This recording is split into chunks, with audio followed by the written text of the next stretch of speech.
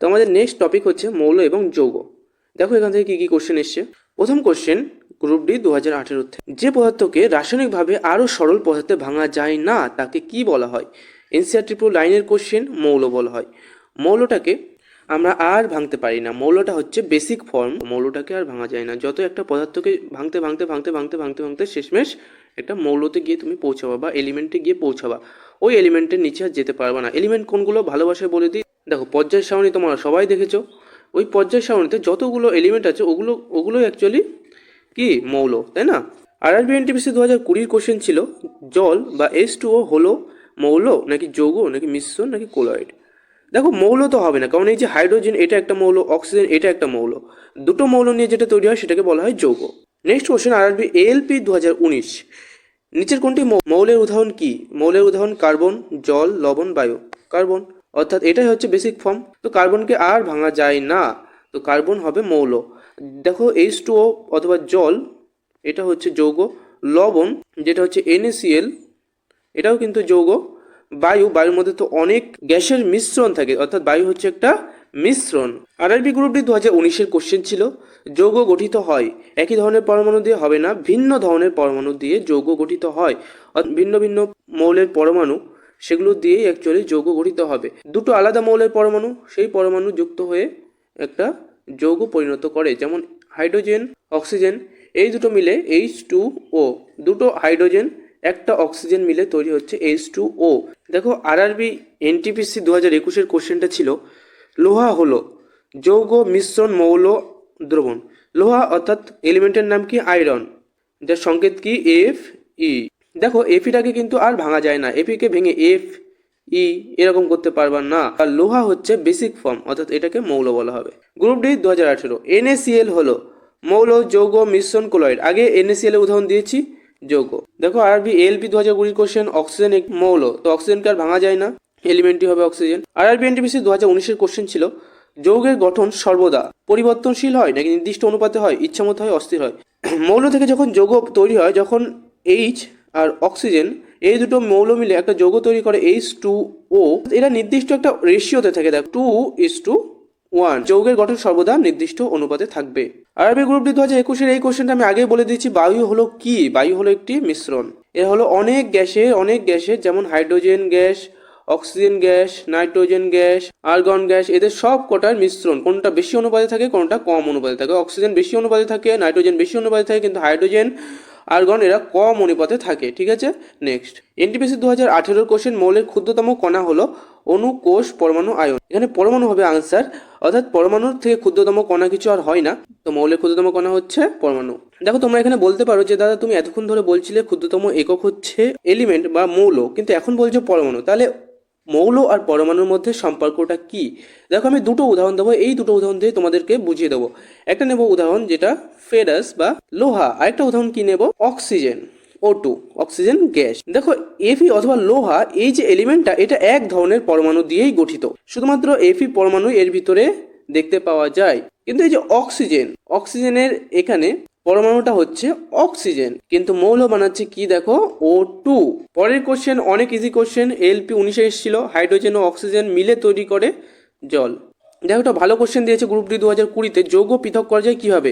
ভৌত পদ্ধতিতে, রাসায়নিক পদ্ধতিতে, ছাঁকনিতে, ঝাড়াইয়ে। কোনটা হবে বলো তো দেখি, এনসিইআরটি পড়লে তোমরা জানতে পারবা এটা। দেখো ভৌতিক পদ্ধতিতে তো হয় না, রাসায়নিক পদ্ধতিতে হয়। তাও রাসায়নিক পদ্ধতি কোনটা? দেখো তড়িৎ বিশ্লেষণ অথবা বিভিন্ন রাসায়নিক বিক্রিয়ার মাধ্যমে আমরা যৌগকে আলাদা করতে পারি। যৌগ যে এলিমেন্টগুলো দিয়ে তৈরি, সেই এলিমেন্টগুলোতে আমরা আলাদা করতে পারি কিসের মাধ্যমে? রাসায়নিক পদ্ধতির মাধ্যমে। ধাতু পদ্ধতি থেকে কোশ্চেন দিয়েছে, দেখো এনটিপিসি 2021 নিচের কোনটি ধাতব মৌল? সালফার, নাইট্রোজেন, তামা, ক্লোরিন। তামা একটা ধাতু, আমরা সবাই জানি। সালফার ধাতু না অধাতু, নাইট্রোজেন অধাতু, ক্লোরিন অধাতু। নেক্সট কোশ্চেন 2020 সালের যৌগের ধর্ম নির্ভর করে, ভালো কোশ্চেন, মূল মৌলের ধর্মের উপরে।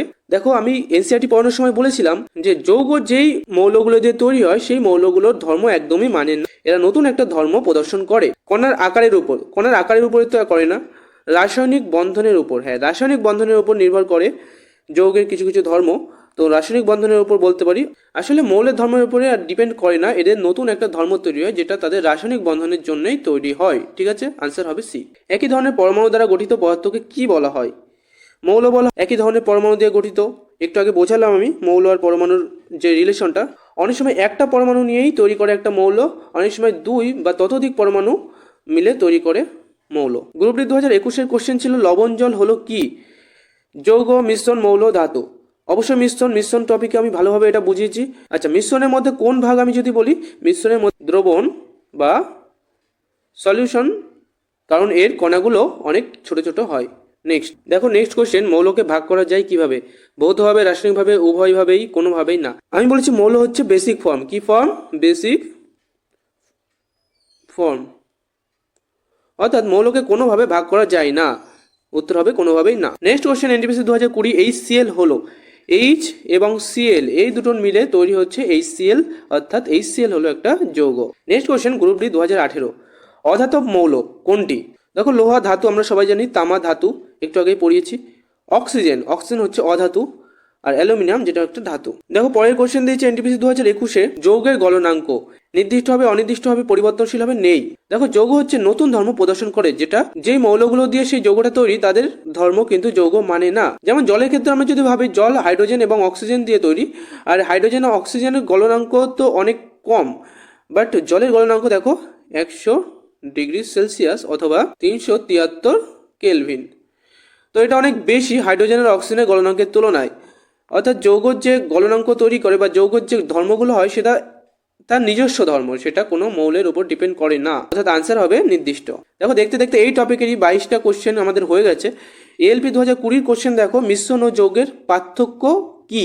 প্রধান পার্থক্য সেটা হচ্ছে উপাদানের অনুপাত। মিশ্রণে উপাদানের অনুপাত অনেক সময় আলাদাও থাকতে পারে বা পরিবর্তনশীল হতে পারে, বাট যৌগের সবসময় সেম থাকবে। পরের কোশ্চেন 2018, চিনি হলো একটি মৌল, যৌগ, মিশ্রণ, ধাতু। অবশ্যই যৌগ।